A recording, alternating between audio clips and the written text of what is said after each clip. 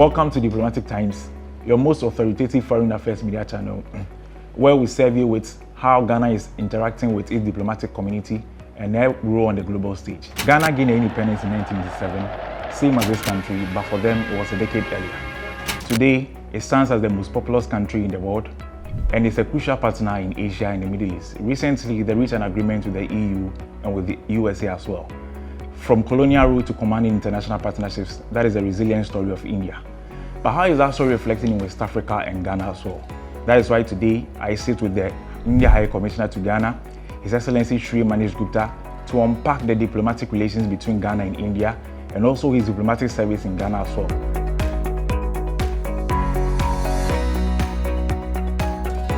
Namaskar. Namaste. I think that is the easiest word I've learned so far since I came here, I think last 2 weeks. Yeah. And I also want to ask, is there any Ghanaian language you've been able to pick up? You know, I've been able to pick up a few words, and of course, the first and foremost comes to mind is Akwaba. Akwaba. The spirit of Akwaba.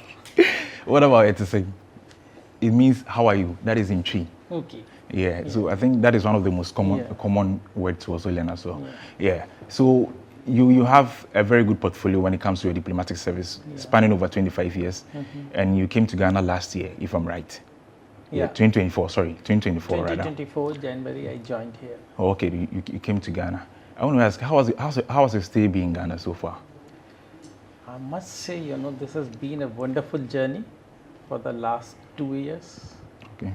And certainly the intense warmth and friendship of the Ghanaian people, that has really done wonders to me.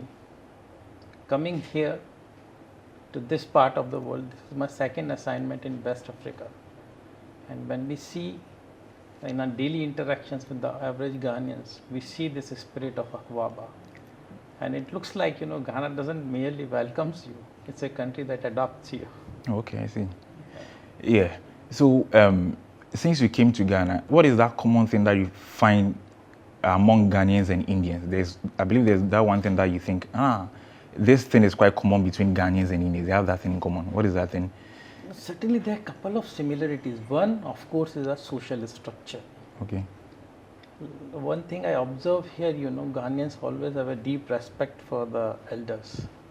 And second, which I've always observed, you know, there's strong bonds, social bonds, and the community feeling. Whether it's the times of joy or sorrow, they're always together. Same is the spirit, you know, that permeates in India. And second, my pertinent observation would be in the realm of culture. Okay. Because I see Ghanaians also love their culture. And it's not only loving your culture, but having your cultural thing with the pride. And the same thing you will find in India also. We always love our culture. Wherever we go, we celebrate it. And we always make it the point to, you know, always share it with the communities we reside in. Okay, talking about culture, what is that element of the Ghanaian culture that you'll be taking along to India when you leave? Certainly, you know, when it comes to the energy and atmospherics, when you do the cultural events. Okay. That always reminds me, you know, back home of India. And I always loved it. Because once you celebrate with full joy and full gaiety. And second, you know, when you travel to, especially to the interior areas, I see the way people, communities, you know, they wear their traditional clothing, they share their food with the same pride. And these are the things, you know, that have really left a big imprint on my mind over here. Wow, that's good. India established its mission in Ghana in 1963, that is before our independence. Yeah, and from the era of independence, that diplomatic relations continue until now. And every president in Ghana's Fourth Republic, with the exception of President Mills, has been to India before. I actually want to know, India recently signed about 4 memorandum of understanding with Ghana, raising the tally to about 20 MOUs between Ghana and India. How does India view Ghana in its global agenda? No, as you have rightly said, you know, our relationship with Ghana is a very warm and historic one. And as you were saying, it predates Ghana's own independence also. And there is another element, which has been a constant fixture in this is the presence of the Indian community. Though it was very small, but I think they are now over 100 years old. Wow. So when I look at them, they predate India's own independence also. And we and Ghana, we have solidity since the times of our independence. President Nkrumah, our first Prime Minister Nehru, they have a very special bond of relationship. And those relationships were also, about carving our own destiny in the countries that were emerging from the colonial yoke. And since those times, we have developed those bonds. And the very recent visit you have referred to of Honorable Prime Minister Modi, who was embarked on a state visit to this beautiful country in July 2025 last year, I think that was a major milestone. Well, that's nice. I think you've been highlighting the comprehensive partnership that the visit of Prime Minister Modi brought to Ghana. Yeah. What should every Ghanaian expect from that visit of Prime Minister Modi to Ghana? Yes. Now, when high-level visits happen, they always play a catalytic role in imparting a new added momentum and dynamism to that relationship. And it's beyond, the semantics of diplomacy, because we believe in having tangible outcomes.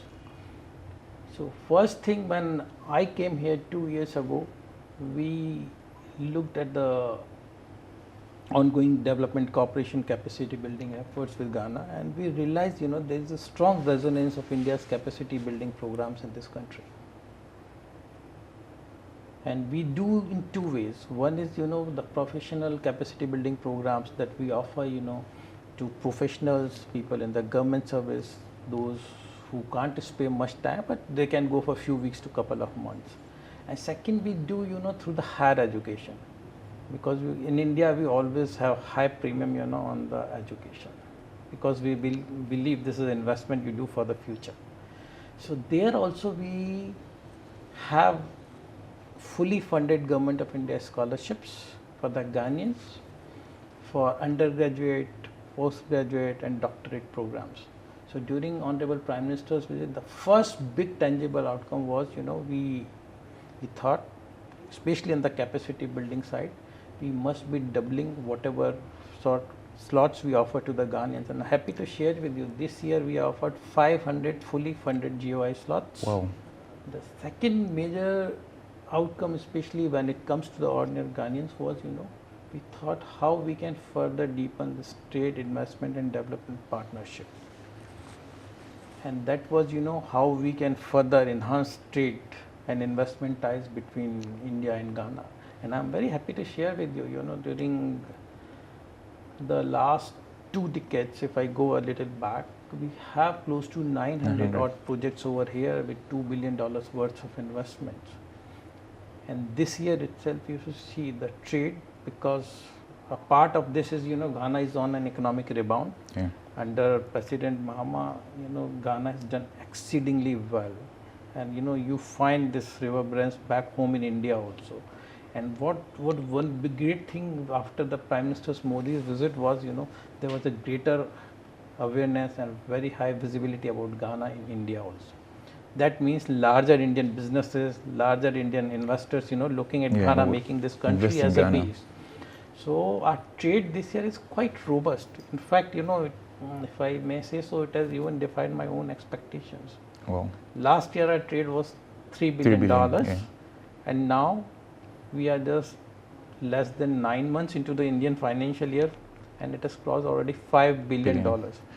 President Mahama and Prime Minister Modi resolved we will double it in the next 5 years. But going at this pace, I am happy. Maybe this year itself we will cross that mark. Yeah, concerning the trade volumes, which areas are actually fueling this? One good thing is, from the Ghanaian side, the trade is largely in favor of Ghana, but there has been a better regulation of the gold exports. So now Gold Board Ghana, Government of Ghana is set up, but now 25% of the artisanal gold exports through the Gold Board are channelized to India. Yeah. So that has been a big shift that brings higher transparency, greater revenues to the Government of Ghana. Second thing we see is, from Ghana, especially in the basket, the cocoa exports are also on the rise, and cashew nuts. The third part is that Indian companies are more looking, to doing the local value addition in this place. That's great. Because that really helps in the capacity building. On the Indian side, we do a little over $1 billion worth of exports, and they come in the fields of pharmaceuticals, automotives, engineering goods, and there also, the happiness thing for all of us is, because Indian pharma industry also now, in line with the vision of President Mahama, is looking to make Ghana as a regional hub, where we can be partnering with in production of some vaccines over here, or the big Indian companies, make Ghana as a base to further redistribute the exports to the region, So all of these things are going in parallel. Still on technology, India is basically seen as a powerhouse of technology right now in the global south and even extending to the world. And Ghana is also seeking to be the AI hub in Africa. We've spoken about the 1 million coders. What about AI? What is India doing to foster Ghana's dream in that aspect? If you see, India basically now is almost the back office for the entire world. Yeah. During the COVID pandemic, if a lot of the world's, whether the financial or any other service or welfare programs, which are linked to the digital technology, were running largely because they were operating out of India. So India has done exceedingly well in the ICT sector. And when we have a lot of, in India also, IT sector is going a big transformational shift, where the big Indian companies are new age startups, they are adopting AI and blockchain, en masse and on a very large scale. So what we can do is, especially I am more encouraging the Indian startups, because they are much more flexible and they are driven by the youth. Yeah. So, they are much more risk takers also. So whether they can come, and secondly, we need to fully appreciate the potential of the ICT also over here, because it's not only about technology, because now tech permeates all aspects of life. Whether we are issuing a passport or a driving license, or we are delivering your public welfare program, or whether doing for your banking needs, whether we are looking at your health record, everything is linked to IT, and that brings greater transparency also. So we want to go a step further. Still on ICT. Yeah. One of the priority areas of Ghana is training more girls in ICT. Would India focus more on that also when it comes to the agreement? Training, certainly. Human capital, as I say, is always one of our core priorities, and we will be able to structure tailor-made programs also for training in those domains. So, as I say, it's already something we are discussing with the government of Ghana. So once the requirements are there, so things can be arranged. And training programs, they can be done either here or back home in India. Another model could be we do through a training of trainers. The trainers can be trained back home in India, and they can be deployed here, on a wider scale. Yeah, I think we'll be glad when most of Ghanaians go to India. That would be great. Yeah. In the aspect of pharmaceuticals, realize that pharmaceutical dominates one of the foreign direct investments in Ghana as well. Yeah, and Ghana wants to be the African hub of pharmaceuticals. What is India doing right now currently, or how is India cooperating with Ghana to actually realize that dream? During Prime Minister Modi's visit, we have really good discussions, especially on the health sector. And I know healthcare is very core to President Mahama's heart also. And one of the big topics we discussed was, setting up vaccine manufacturing facilities over here. So this is already something that is going on between India and the government of Ghana. And we are in many ways the pharmacy of the world. So we have all sorts of companies. So now what we are trying to do, to open these companies who can come, partner with the government of Ghana, or through the existing pharmaceutical units over here, you have some own good domestic capacities over here, so that will even bring down the cost, for the Ghanaian consumers. So this is something, discussions which are going on. Yeah, that's great. Now let's talk about culture. One culture from India that has permeated every part of the world, especially Ghana, is your movies. I don't know whether you've gotten a time to watch some of the Indian movies that the characters are speaking to. Have you come across any of that? I have seen some of the things in the Kumkum Bhagya serial, because once I came, I think in the very first week, I was going out of Accra, and we saw a three-wheeler. In India, we call them autos because they're automotive machines. And my shopper said me, it's Pragya, Pragya. I said, what? This is a three-wheeler. And then he says, sir, Kum Kum Bhagya serial. Then I could relate to it, because on the names of protagonists, it was called Pragya. So I know Indian serials, movies are quite popular. And in fact, we thought we should be doing something a bit further, whether we can also do in some sort of, fusion of this. So we experimented with the Ghanaian and Indian musical bands also. Yeah. Yeah, and one of that band is called Indiga. Indiga stands for India and Ghana. And they do very well. Sometimes they play the tunes of the times of, Jimmy, Mithun Chakravarti time, old times. And then it's going on. And there we have, on a serious note, we have entered also into an institutional cooperation agreement in the field realm of culture with the Ministry of Culture and the Indian counterparts. What essentially we are working on, whether first we start, training of the facilities, in the filmmaking and all, and eventually, extending it where we can look into the prospects of a joint film production. That's great. I think we'll be looking forward to that because the Ghanaian movie industry has been down a bit, and that'll be so much great news.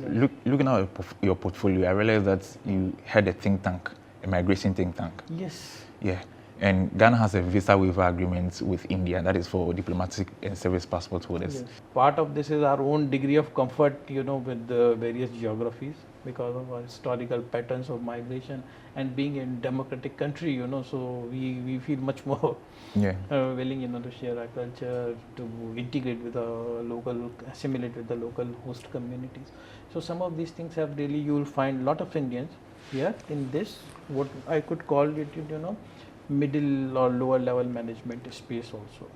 And then some of them are also here in the trading thing. What feedback have you gotten from your nationals in Ghana concerning the investment portfolio and also their integration? Ghana is really a very warm and welcoming place. And that's the same feedback I get from my community also. Because, some of the add-ons which as democracies, you will never realize. You're a very politically stable place. There is good safety and security of the investments, rule of law. These are the add-ons. So that always helps businesses.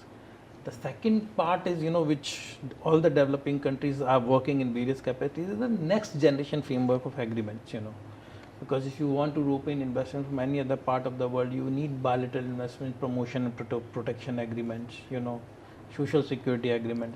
So some of these are the next generation agreements, that Ghana must be, I'm sure the Ministry of Commerce, which is the nodal point, or Ministry of Finance must be looking into these agreements. So once these agreements, we want to do, work on these areas also. So that will help us, further bringing in large scale Indian investments into these geographies. Yeah, that's great. India has a fascinating story, from colonialism to commanding international partnerships. And we all came from colonial rule, that is from British rule, same as Ghana. What lessons do you think Ghana can learn from India to actually scale up our ambitions of becoming the beacon of hope in Africa? We both share of the same colonial past. India has always placed emphasis from our very early stages, in building our own capacities. That means, building our own manufacturing base. And the manufacturing base, obviously, you want to build, then the second ingredient you need is good human capital. Okay. So from the very early days of independence, India focused on those things.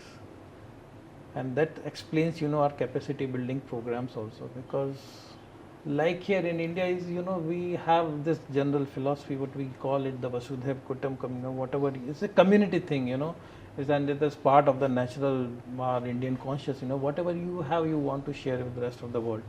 And that speaks, about our ITEC program when we say, and ITEC is started way back in 1964. So it's over 6 decades old program. Yeah. So this is something, probably, development, these things are very integral once you develop. And secondly, some of the new institutions that we are setting up, I'm very happy Ghana is part of the International Solar Alliance or Coalition for Disaster Resilient Infrastructure. The whole objective of setting up these organizations is, working with the global south to build together our capacities.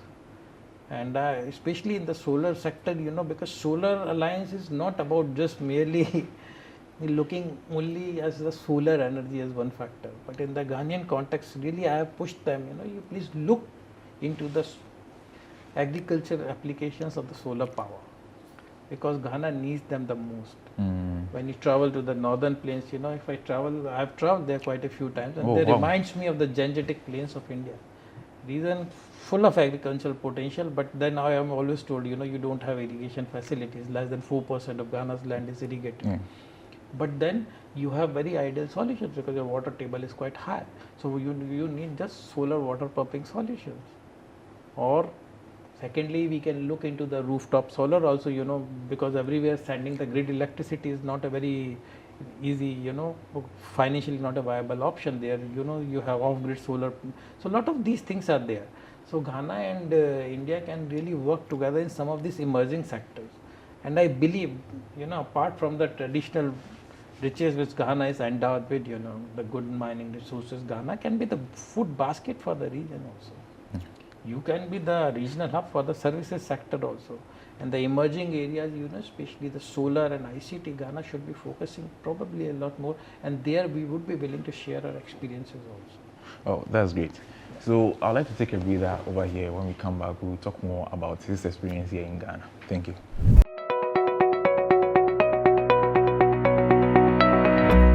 Welcome back. I believe you've been enjoying the conversation we've been having, and I'm actually thrilled to have this conversation, learning a lot about India-Ghana partnerships. But now I want to actually talk about your experience in Ghana. Yeah. When you came to Ghana first, which area did you set as your focal point or your focal area where you wanted to actually invest so much in the Ghana-India relations? When I first arrived over here, certainly in terms of very broad perspective, the trade, investment and development cooperation was one of the priority areas. But then I always had this inkling, I always loved nature also, a bit of traveling. So I wanted to travel to the regions also. Wow. So those visits also offered me, some good insightful perspectives, We always have a good institutional knowledge, in the High Commission base. And then always I had a ready-made background which I could build up, some of the things we thought we should be doing with. For instance, this cooperation in the agricultural sector. Certainly, but this was also one, I could see the potential also over here, the immense potential. You travel to the Volta region, or you travel to the northern, the Tamale, or you travel to the west, where you realize, you have such a huge potential for, let's say, the commercial plantations. Not many Ghanaians, even when you talk to them, they realize, the whole palm oil plantations in our part of the world in Malaysia, the first palm plants went from Ghana to that part. Yeah, so Ghana has huge potential, in a variety of ways. And probably that could make the rural sector also more resilient, Yeah, you talked about your love for nature. How many tourist sites in Ghana have you visited?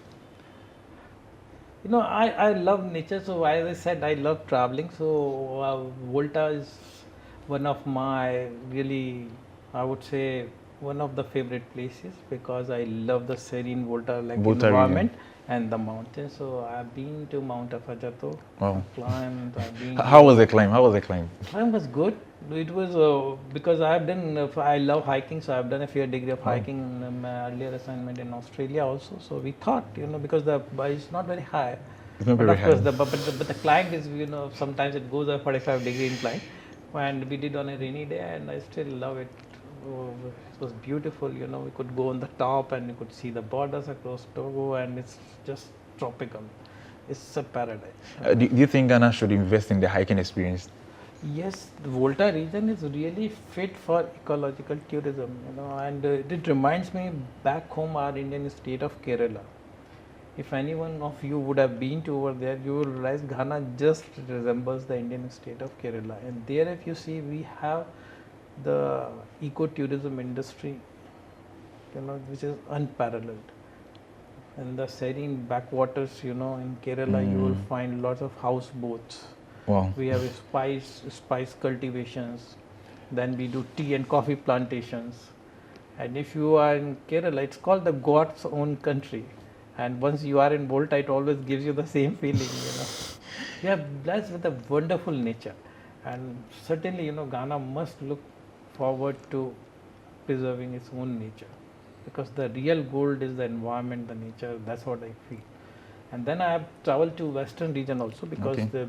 the coast is beautiful, especially the coastal waters are beautiful as you go further, dotted with monuments and history, and of course going to Almina Castle or these could be very moving, deeply moving experiences. And then further, I still remember one of my very early visits, and after my arrival, first 6 months was to Anzulezo. Yeah, I want to talk about that. Talking about the house Yeah, of the waiting. Stills village. Wow. Anzulezo was like, again, is a natural wonder, Yeah. and you can see how the community can just live in perfect harmony with the surroundings. A few hundred people, almost self-sufficient, using canoes for their day-to-day things, and then managing it. It's so peaceful, so serene. It's a different way of life. But if you see the entire western coast, Ghana has such a huge potential for tourism, ecotourism, coastal tourism, and then it can be enmeshed with the history you have, especially with the forts and castles.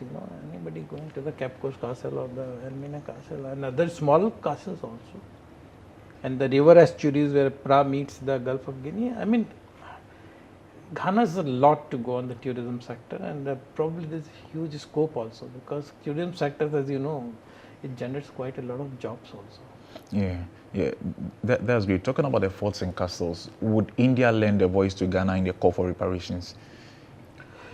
Forts and castles, we look in terms of the history and the lessons we must be learning, what we should not ought to be doing, because we also share the same colonial past also. As we moved on, we always tried to, understand, and also to make to our people also what not to do, because for progress of humanity, it's very important that we need to move on while learning lessons from the past. And this is something, we all need to deeply understand. And especially in this part of the world, as it comes, the stories, they're deeply moving. Yeah. And once you are at the point of the door of no return, those places, when the things are explained to you, the first, probably the two words can come to anybody's mind is, never again. Never again. Should not happen. So during your visit, was it quite emotional for you? Yeah, it was very emotionally turbulent for me, I must say so. Because once they narrate the stories in the dungeons and all, I mean, it can move anybody to tears. Okay, so looking at your work so far in Ghana, what are you so proud of that you've been able to build before leaving Ghana? I must say my experience here has been a very rewarding, very satisfying experience overall. Certainly, as diplomats, because I always believe diplomats, we work in the world where we work towards building consensus, forging bridges, and a lot of the things, we always look forward to very high level visits also. So certainly, Prime Minister Modi's state visit here, which happened after 3 decades, 3 decades, was really an important milestone, because that really helped us in putting, as I say, a qualitative transformational shift in the bilateral ties. So that's certainly will cherish, Second, as I say, emerging issues, especially emerging tech, sunrise technologies, I always, because I am from the tech field, I'm an electronics engineer profession, so those things I'm quite passionate about. So once we had the regional meeting of entire Africa and the ISA space, it was really helpful for us from the High Commission's perspective also to, generally, they always do their annual gatherings, but I say, can't you bring the Indian companies over here who are working on the issues which Ghana needs the most? And I was really happy, we had a good degree of discussions within a Pan-African framework. They brought those entrepreneurs also, who are building those technologies, and they quickly then followed up, the last year we're setting up a solar technology application research center in the Ho University, Ho Technical University. So some of these things were really good, and what these are, things which you always try to see in terms of the tangible outcomes. But another important aspect we equally do is culture, because I see culture is the glue that binds a relationship. And we are very fortunate in Ghana, because this relationship is quite very, very old. So the Indians have been here for quite a long time, and Ghanaians are very welcoming also. So we have been able to really further deepen, forge those cultural bridges. We endeavored, with my cultural wing over here to do the programs, fusion cultural programs, celebration of our own festivals, like, the Festival of Colors, Holi, or the Festival of Lights, Diwali, with the Indian and Ghanaian people together. And I must say the response was beyond my expectations, because we did in public places like in the Sutherland Park, the Festival of Colors, or the Accra Sports Stadium, the Diwali thing, and we have close to 4,000 to 5,000 people joining for the festivity. Yeah, I think it was great. I saw it on social media. Yeah. So within the short term, that let's say the next 5 years, what should define the India-Ghana relations? What do you think should define our relations? A bright future certainly beckons for a partnership, and as we witness through this transformational shift, two aspects, we must certainly continue to focus on. One, let me just focus on the trade, investment, and developmental ties, is traditional areas where Ghana is, naturally blessed with the resources, natural mining resources, the promise for the agriculture sector, the health sector. And second, equally important for Ghana is to realize, what it can benefit from the sunrise or emerging sectors, be it the solar energy, be it the green hydrogen, or be it the ICT sector. Now, ICT sector, we need to approach from a perspective not only information technology, but it will really help in expanding the IT users in all parts that permeate your lives. And certainly investing in the human capital is always an important part that is going to play a role. And I want second part, as I say, culture is equally important. I'm really happy these cultural exchanges are really translating into something bigger for both India and Ghana. That's great. The last one, what Ghanaian food would you actually miss when you leave Ghana? You see, I'm going to miss your groundnut soup, and the jollof rice. Well, good. Yeah. Once you mentioned jollof, Ghana, have you ever tasted Nigerian jollof before? No. But I think they're ready to go for Ghana. Yes. Yeah, Ghana jollof. But I have tasted jollof rice in different parts of Ghana, and I have asked this question: whose jollof is the best? Even in Ghana? Yeah. And every time I got a different answer, which is quite expected. But from your taste bud, which jollof tastes better? I like the jollof, and I love it with your shito. Yeah, because in India we prefer to have the spicy food. So, and the shito's taste is very, very different. It has a degree of certain aroma and fragrance over here. Yeah. Well, that's great. That's great. Would you be visiting Ghana often once you're in India? No, certainly we look forward to visiting this beautiful country again. My better half is already saying to me, we are going to the colder climes, so I need to come to this tropical climate. And like me, she is a deep lover for the nature. Okay. So she has tried to encapsulate some of her experiences through a poetic journey. So she has written a book also, as we are living on Ghana. It's called The Woven Strengths. The Woven Strengths. Woven Strengths, okay. Yeah. So it's all about her experiences, and that is really quite an impressive work she has done over here. I would love to have a read. Yeah, I will share. Yeah. So thank you very much. Really appreciate this time, and we've learned so much about the India-Ghana relations, especially in areas of culture, in areas of human development. I think these are the things that I think are the highlights of this interview to me. And I don't know what our viewers think, but I believe they've also learned so much from this interview. Haned. Thank you so much. Thank you.